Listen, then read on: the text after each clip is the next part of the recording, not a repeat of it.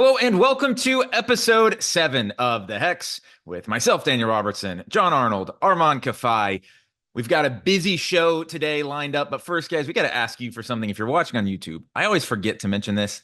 Like and subscribe. Please give us a thumbs up. Give us a subscription. We're growing the channel and we need that. So please, we have got half and half today. We've got half on MLS, half on the upcoming CONCACAF international window with CONCACAF Nations League, all that good stuff. So let's get right into the 6 hottest topics of the week. This is the Hex. The top 3 seeds in the Eastern Conference of the MLS Cup Playoffs are out, gentlemen. Headlined by Inter Miami, eliminated by Atlanta United in a wild 3-2 seesaw back-to-back win for Inter Miami, who end up winning 2 out of the 3 games. Some of us saw the alarm bells coming. I'm pointing at one of us right now, so I'll take my lap there in a minute. Armand, how'd they do it? Look, Atlanta exploited them in the places where Miami just stinks at in its transition, those transitional moments. And I mean, again, I feel like we talked about this in the last episode as well, too, how often the games with Miami, Atlanta turn to track meets where it's just like 5v5 going back and forth. And Atlanta was able to capitalize. Brad Guzan, what a 3-game series he had. He was absolutely excellent. I mean, I saw some people make the argument that maybe he should be back in the consideration for the national team. I'm not sure if I'm that, crazy about his performance, but he was absolutely outstanding over those 3 matches.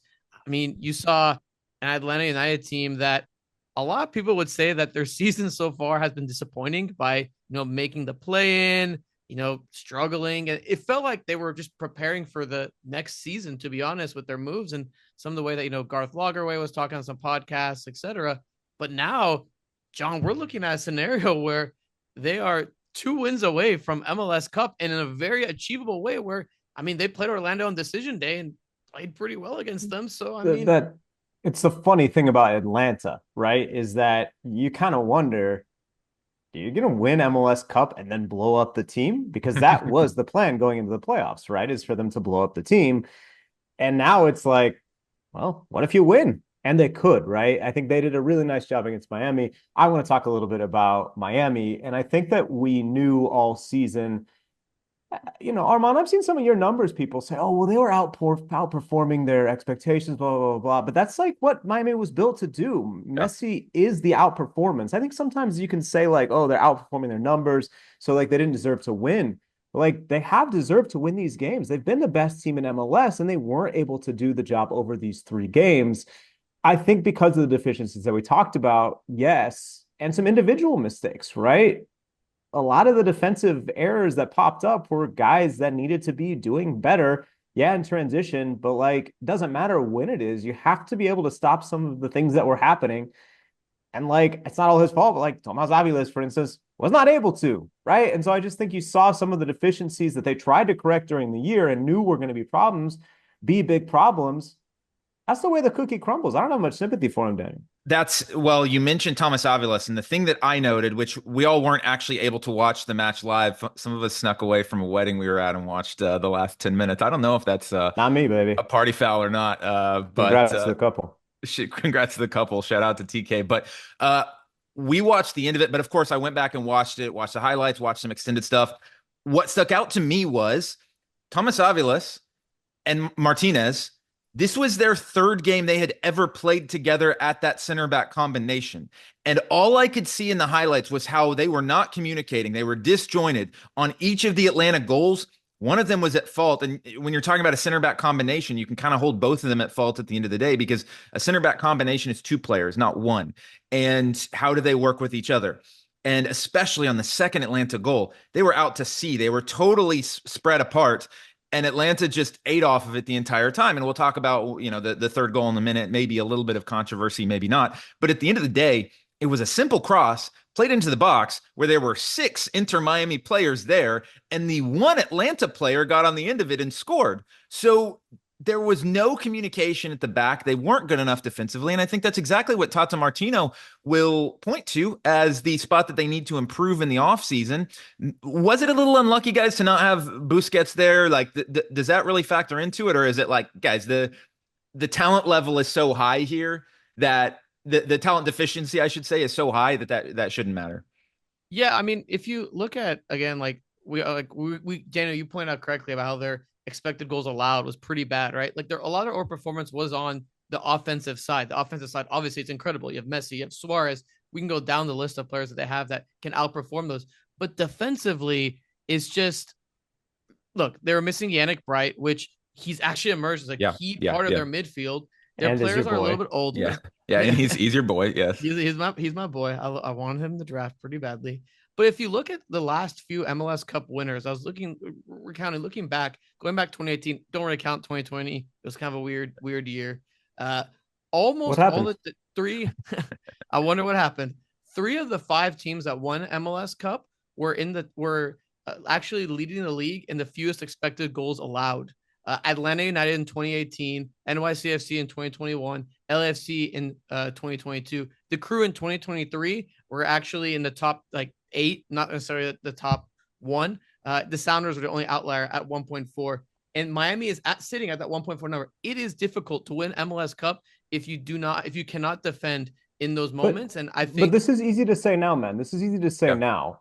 Daniel saw this coming, Armand, and I didn't see it, and you didn't see it. But what does that mean? Why do you feel like that's a factor we're looking at now after the fact, but weren't necessarily looking at before? I mean, I think we did say the defense isn't good enough, but at the same time, Daniel's like, hey, is it with the Busquets injury? Well, I don't think so. I think it's just these are the guys they brought in to be the defense. And they weren't good enough. I just don't think they're good enough in those moments, because if you look, they scored 6 goals over the course of three games. Well, but this was also, remember, this is an Atlanta team. They're not going to be awed by playing against Miami, because they're not that Miami has a huge crowd in their home games, but they do. Of course, the lights are the brightest. Wow. Shots fired. No. Where I'm going with it is it's not Atlanta's used to playing in front of 40,000 people all the time. The pressure is always on when you're playing at Atlanta United. This isn't Montreal. This isn't another team that kind of flies under the radar. Yeah, they're happy to make the playoffs. And, then, we lost to Miami. Okay, whatever. Everyone gets paid. We move on to the next season. That's not Atlanta. That's not in their DNA. And you saw when Arthur Blank is on the sidelines, there was a lot on the line for Atlanta, maybe more than other teams. And that's why from the beginning, I thought this was the one team, especially with the coaching staff, that was going to be very familiar with Tata and very familiar with the way that they wanted to play. That was the bad matchup for Atlanta. I do want to ask one quick thing of you guys before we move on. Jordi Alba whined a little bit about the playoff formatting. Do you think he has any sort of a leg to stand on of, the playoff format went against us? The playoff format sucks. The playoff format sucks. I think it's really bad. I think these games have shown that it's not a very good format, but everyone knows what the format is going into the season. I don't understand this sort of retroactive, even though when they're asking players after the first game, I think the LAFC guys kind of said, yeah, we also don't like it, knowing that the press has criticized it. It's not good, but I don't think that it's certain. Why would the league prejudice against Inter Miami? Right. It makes no. I don't understand where this is coming from. 100%. And I mean, unlike some of the other teams that they squeak by with penalty shootouts and whatnot, Atlanta won 2 of 3. They legitimately won 2 of 3 games. Look, you can't complain with the playoff format when you lose 2 of 3. That's it for me. We'll have plenty of time in the next couple of weeks to talk more about Atlanta, but going to be a lot of questions for Inter Miami this offseason. We saw 2 big coaching moves last week. One of them very expected, with Bruce Arena officially being hired to run the show in San Jose. One of them relatively out of left field, as Jim Curtin was sacked in Philadelphia, a Union team that was eliminated by Pachuca 6-0 in CONCACAF Champions Cup this year. They made it to the semifinals of Leagues Cup, where they got beat at home by Colorado, and then they did not make the postseason after getting 1 point from their last 4 games. John, was this the right decision for Philadelphia? No. This was not the right decision for Philadelphia. I think Jim Curtin was thrown into a really difficult situation this year, where to me, his roster wasn't good enough to win some of the things that Philadelphia's won in the past, to compete to lift the CONCACAF Champions Cup. Jim Curtin, to me, this year was being asked to both, apparently, lift trophies or win these tournaments or do better than they did, and develop players. We know that's not really feasible in today's MLS. We saw certain teams, FC Dallas comes to mind, sort of balance in the past, having some success, lifting a few trophies and also selling players. But in today's MLS, I think it's nearly impossible. This was, to me, a roster that needed to be blown up, that they were refusing to blow up, that everyone could kind of see the signs of going into this season, that this might not work together. And you're trying to bring in young players who have talent, who we think are going to be very good in the future, but maybe are not good right now, and asking a coach to get results. I think, looking at the reporting from Jeff Carlisle and ESPN had a nice article, Tanner Wald, of course, our friend in Philly, like it seems like there's some power struggle stuff here, some internal back and forth. And to me, that's why Jim Curtin is probably looking for his next job. But if I'm one of the MLS teams, Armand, that it has a vacancy right now, I'm getting Jim Curtin line one if I still have a phone number with lines. We talk about their spending and how Philly needed to rebuild their roster. Something I was looking into was their net, like their transfer spend, their expenditures.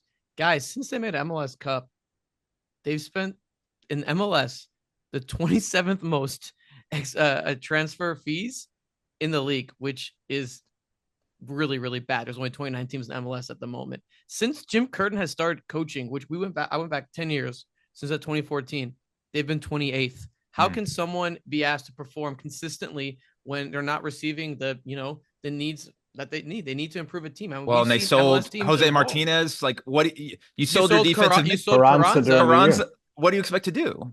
Yeah, it's hard to improve on something like that. And culturally, culturally too, like there's no one more Philly than Jim Curtin. Like that guy is Philadelphia. He roots for the teams unironically, like the Eagles, the Flyers, whatever. He's from that area.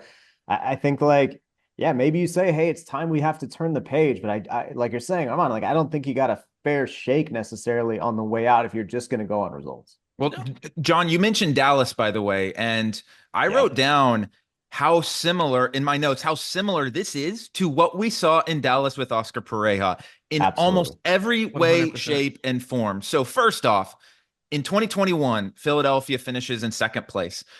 Good team. They're on the way up. 2022, they finished tied for the top of the table. They lost out on Supporter Shield on goal difference to LAFC. They lost to LAFC in MLS Cup, but 1A and 1B, by far the best teams in the league. 2023, they start to lose steam. Amazing to start semifinals of CONCACAF Champions Cup. Then they start going down really bad. Got one win in their last 8 games, limped into the playoffs, eliminated.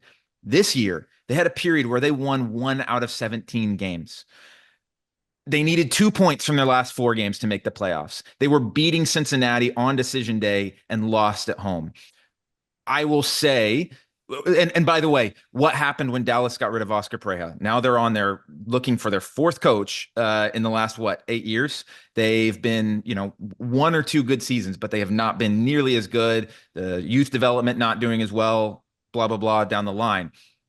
Is Philadelphia going to regret this? I understand why it happened, because you can look at the results and say things are ticking down. But as you said at the start, John, is this anything he could control, or is this the ownership group, him creating unrealistic expectations for himself? Sugarman is saying the same things that the Hunts said when they let Oscar Pereja go in Dallas. I mean, Oscar, I think, also wanted a different challenge. I don't know that Jim Curtin would feel the same way. But they wouldn't support him.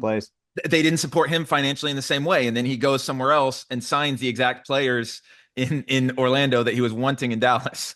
The other interesting thing to underline here is there are rumors from Mexico that the Leagues Cup format is going to switch in 2025. The Union were great in both Leagues Cups, but then you mentioning, hey, they kind of ran out of steam toward the end of both of those past 2 seasons where they had these great League Cup runs, getting 3rd place in 2023, getting all the way to the semifinals this year. Yep.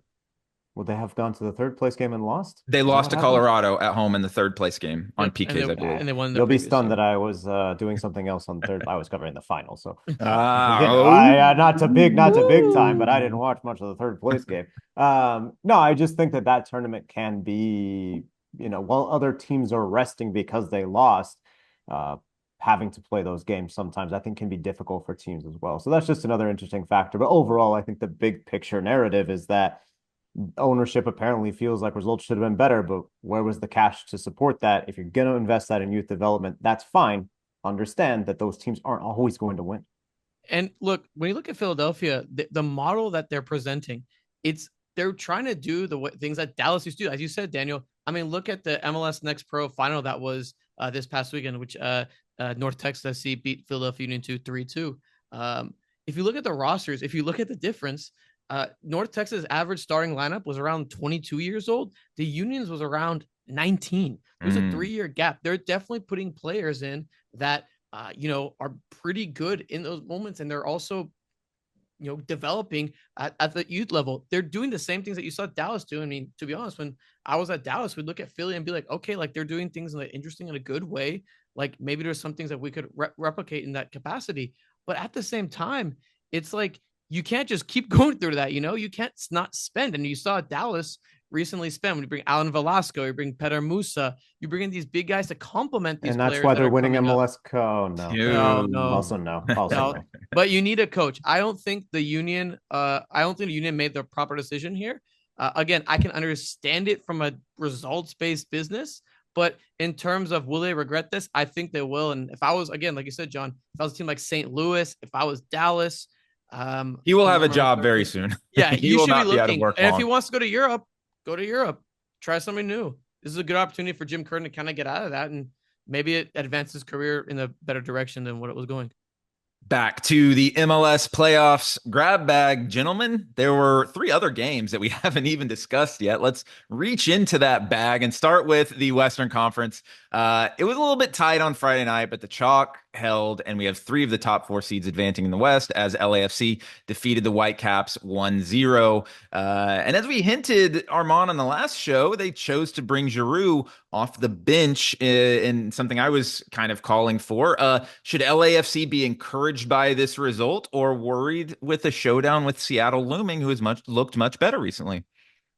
It seems like Vancouver is almost like LAFC's like boogeyman, almost to a degree. They gave them issues, man. They gave them issues in all 3 of those games. All those games were super tight. It was a really tight series. I mean, outside the second game where Vancouver absolutely smashed them in the mouth. But I don't know, because if you look how LAFC has done against Seattle in the last, in every matchup they've played, they've absolutely ran rampant on them. Look, I know playoff football is a little bit different, or soccer is a little bit different than, what we usually see in a regular season. But even in the Leagues Cup, in that knockout stage game, you saw LAFC just absolutely again, put on their performance that you used to see when you see them. I mean, Daniel, you're the one who pointed out to me how did they figure it out, though? It's so dominant against Seattle. But did they figure it out in the game in the third leg against Vancouver of bringing Giroud off the bench? And I watched the entire game. In the second half, they were a completely different team. It seemed like their plan was keep it tight in the first half. We're going to show them a big change of pace in the second half, hit them in the mouth, get the goal, which they absolutely did. And Vancouver wasn't going to be able to respond to them. Was that the right decision? I mean, yeah, they won. I mean, to be honest, I would have fair enough. I would have preferred to see Kai Kamara in some capacity, because I think he's been a very underrated part. But I mean, having Bogusz up top has been absolutely had absolutely worked for them. And again, sometimes players need more time to acclimate. Maybe Giroud just needs more time. You know what I thought was crazy? I feel like Kai Kamara is one of the first ever guys to ring chase. I didn't really realize that. I don't think he's ever lifted MLS Cup. Wow. And he joined LAFC pretty late kind of in the game. And like he could win an MLS Cup, and it would be well deserved because he's a long-serving guy. We talk about in the NBA or NFL, guys latch on with a random team for the last year, 2 years of their career trying to chase a trophy. Shout out. If that's what Kai Kamara is doing, I think he deserves it. You asked Daniel about like this LAFC team going into Seattle. Yeah, I know that these numbers as well, but I think it's 10 matches now that LAFC has not lost against the Seattle Sounders, and they've eliminated them this year from the US Open Cup and Leagues Cup.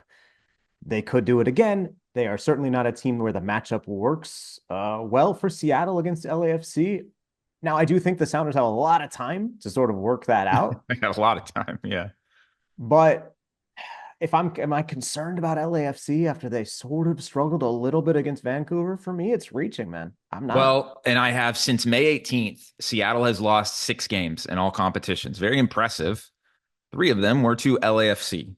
And that is where, can they figure out the boogeyman? Can they figure out that LAFC, what they're going to do is they're going to give them all the possession and they're going to hit them on the counter. We'll see. But in the Eastern Conference, 2 other games went to PKs on Saturday night, the thinnest of margins, as NYCFC eliminates FC Cincinnati.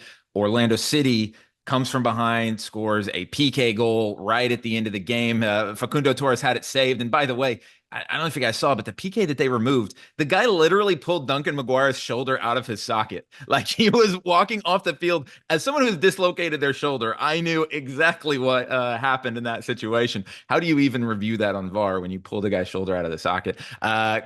Anyways, Orlando City squeaked by Charlotte. They will host Atlanta in the conference semifinal. And we've got a Hudson River Derby, NYCFC versus New York Red Bulls at Red Bull Arena. John, who do you think should be feeling most encouraged right now in the Eastern Conference?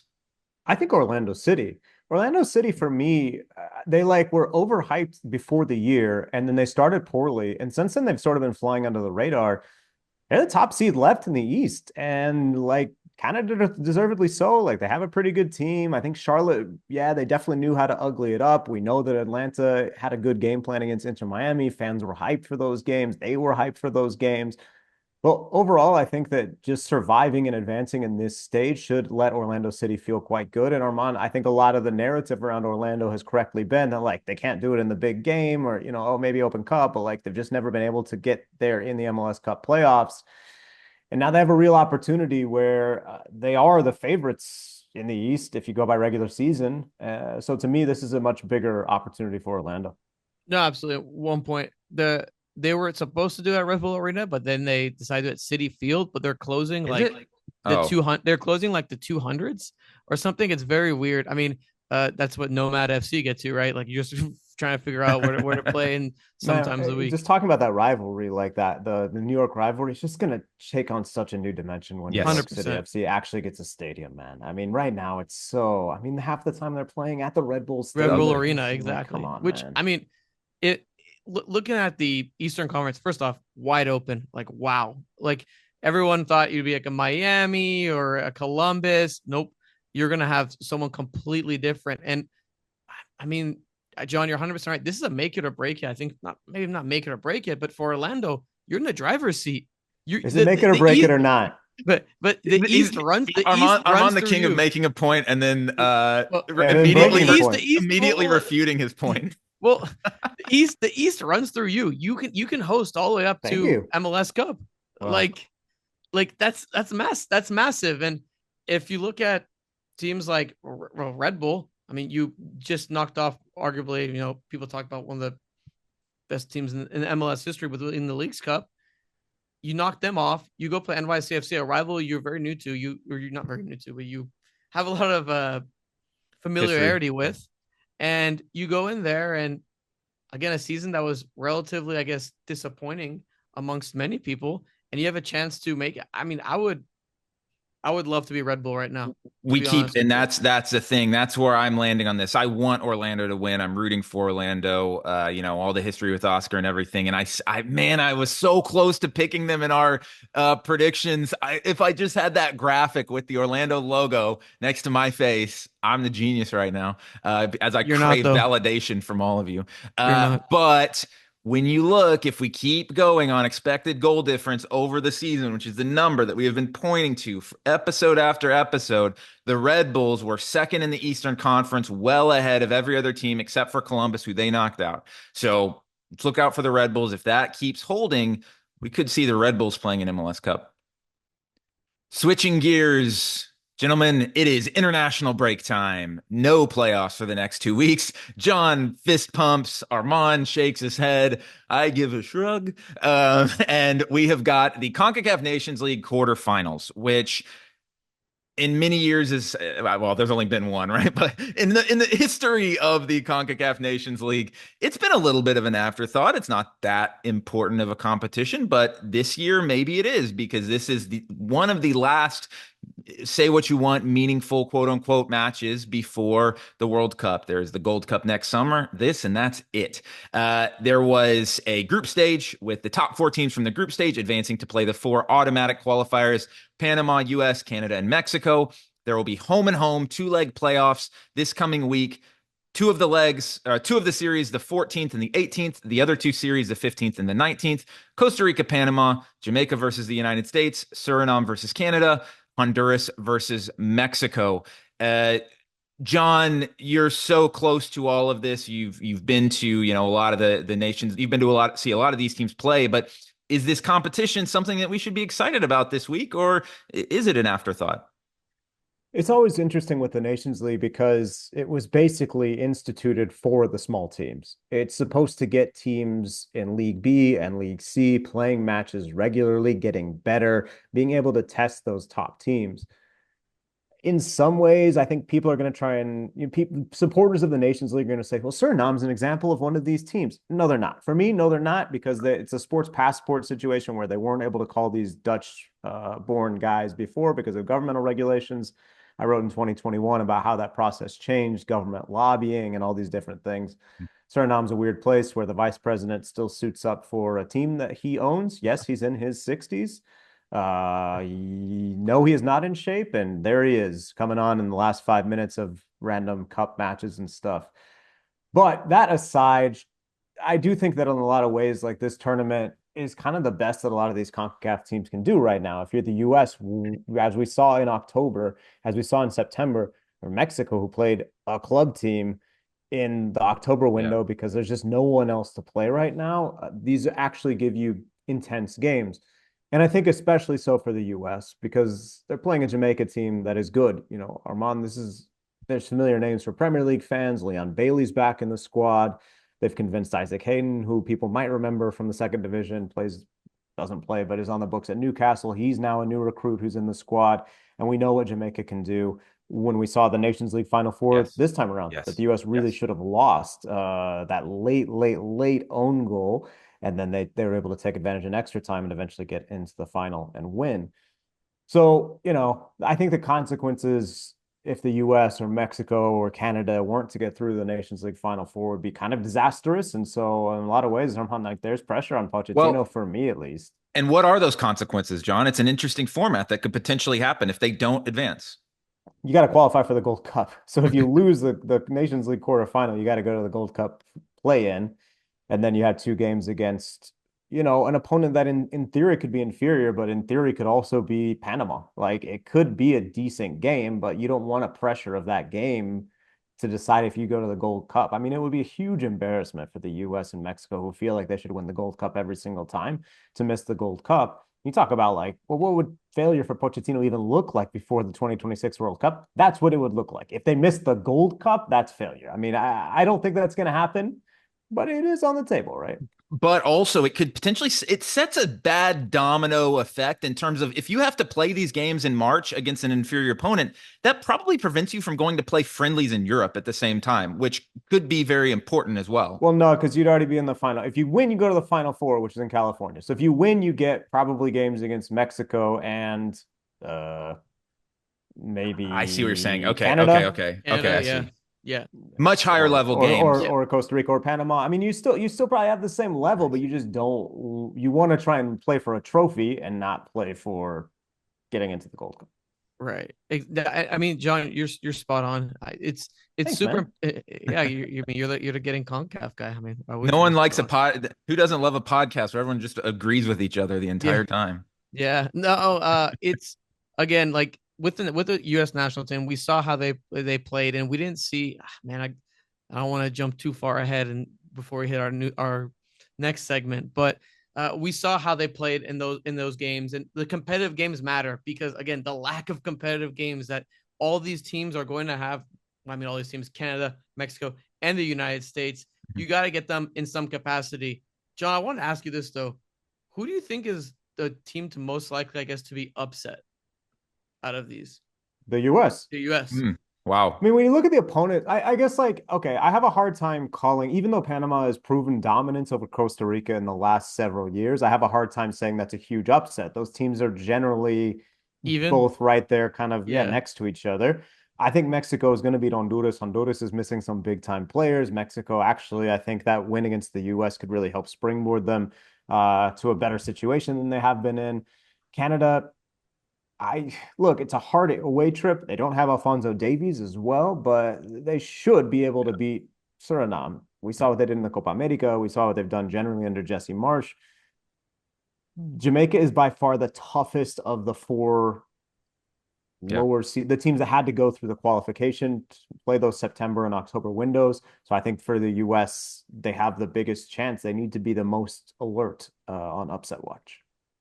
Now let's dig into the U.S. men's national team a little bit more, as the first real impactful roster was released by Mauricio Pochettino. I can't look too much to the last one where he had just been hired. This one, meaningful matches where the result is important. It's not just how we play.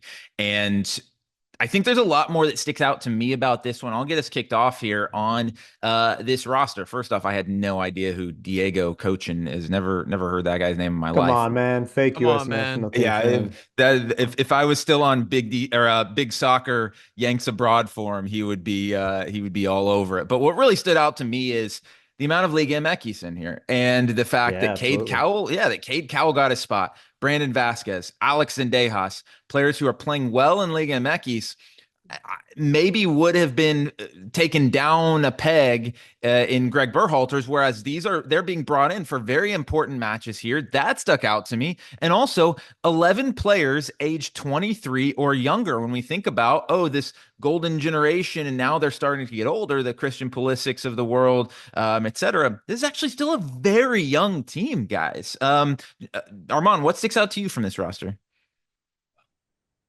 I want to see how Weston McKennie fits in, because he wasn't a part of that. I mean, he was a part of that roster, but he didn't play. And we saw in that midfield with Aiden Morris and Busio how they struggled in that game.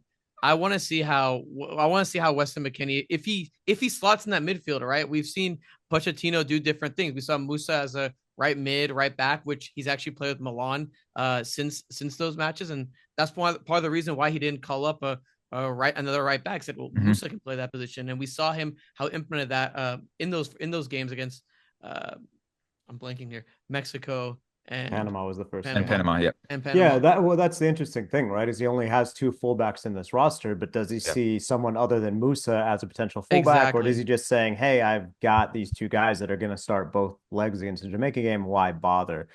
Daniel, I did a TikTok actually on the same exact thing you're mentioning, that Liga MX influence.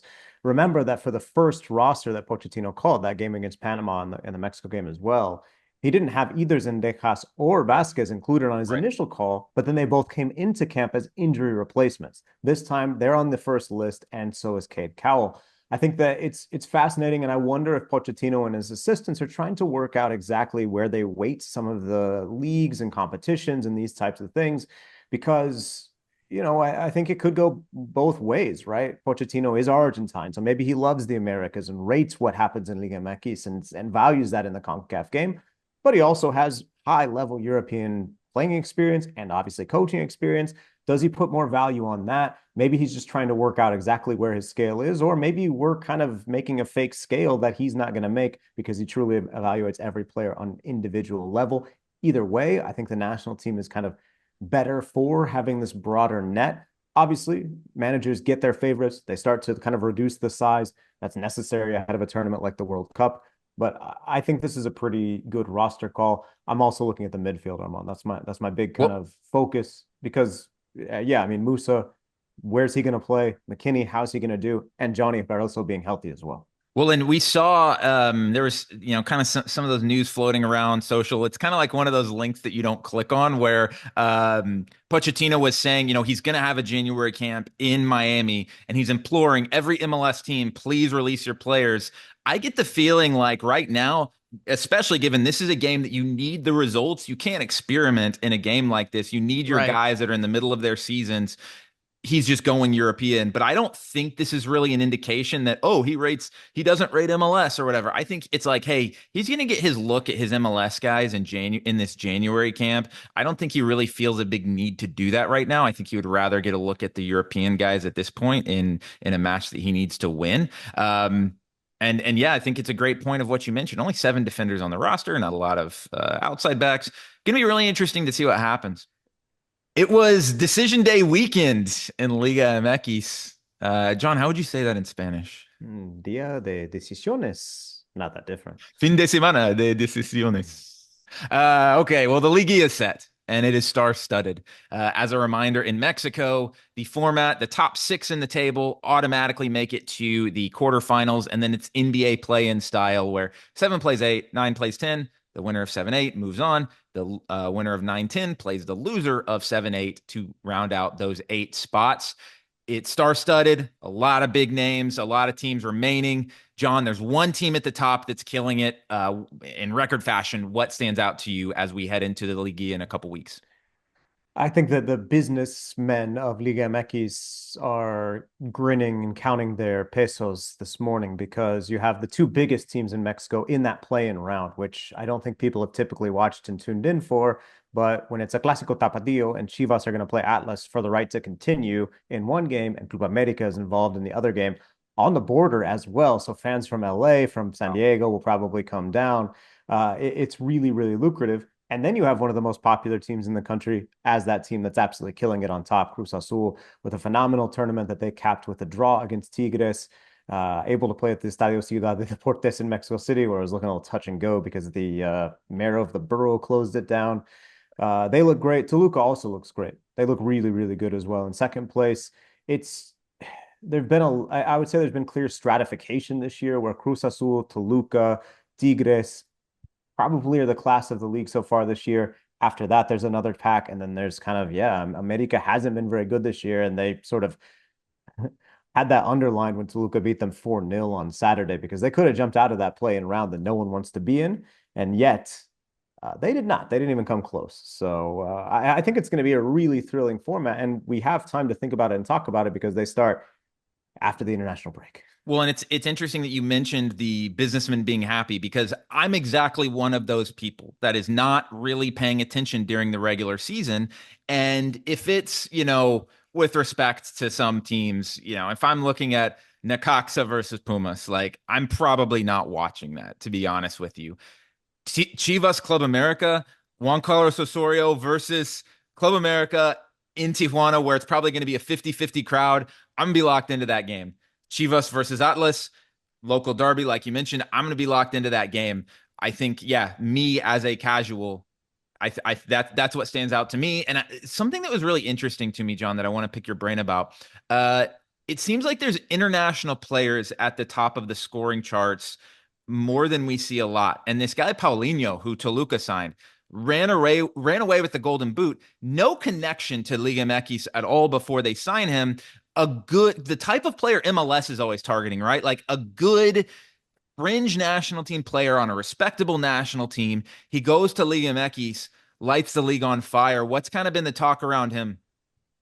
Well, I mean, he's been unbelievable. Not only did he top the league in scoring easily, he was until the last week, and I think he actually lost the crown. Even though Toluca won 4-0, he was second in assists. I think he fell down to like third or fourth, but still, the scoring output is pretty absurd when you look at a player like that.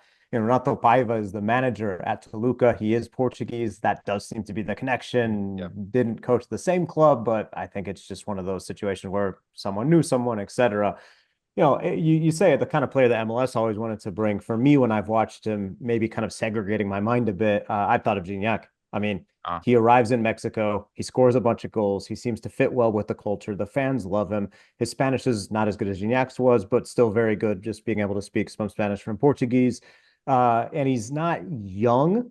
He's in his 30s, but he's not 42 or something. So you could see I think he's on a contract that keeps him in Toluca through 2027. So you really think of a guy who could have some staying power if Toluca doesn't decide to immediately flip him. So the fact that he made such an impact so quickly is exactly what so many Liga MX teams have tried to chase, as MLS teams do as well, which is a European who helps them right away and can stick around for more than just one tournament. So he doesn't play like Gignac necessarily. He's not it's not the same mold, but off the field in some ways he is. So it's been crazy, and I really do think that Toluca is a team that people want to tune into. They play, for me, the most fun soccer in Liga MX as well.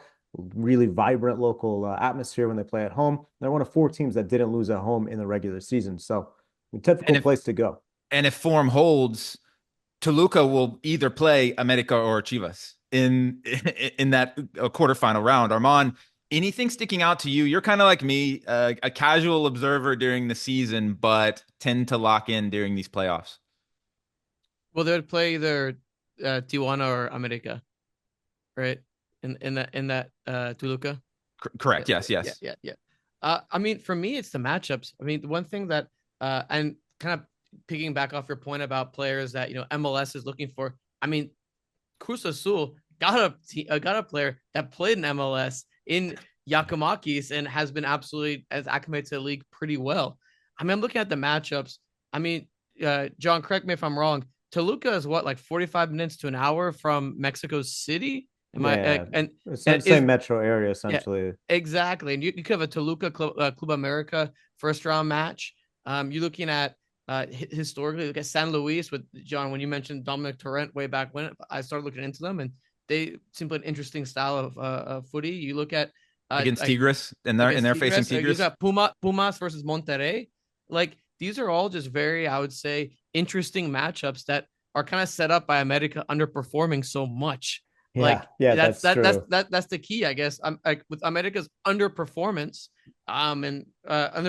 you start to see, okay, I mean, guys, we could have a matchup where if America drops their game against Xolos, Cruz Azul and America playing in the first round, that's a massive matchup. Would they play in the same stadium, by the way, John? Would they play both legs in the same stadium? Because Azteca's closed. Good question. Yes, Azteca is closed for renovations right now. And the mayor of the borough, where the stadium that used to be called the Estadio Azul sits, closed it down last weekend. I did a TikTok about this as well.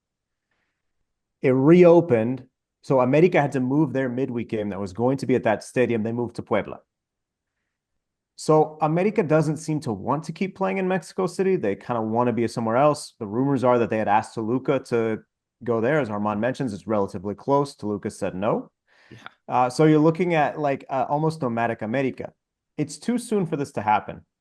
But I know that they made some calls trying to see if maybe they could play in the United States, which you can understand. If you could have a playoff game against a team like Cruz Azul, or even if you were hosting, now they wouldn't host the second leg this year, but if you were hosting the second leg of the Liga MX final, and normally you play at Azteca, but the Azteca is closed, maybe you play at Jerry World, maybe you play at the Rose Bowl, maybe you play in Vegas.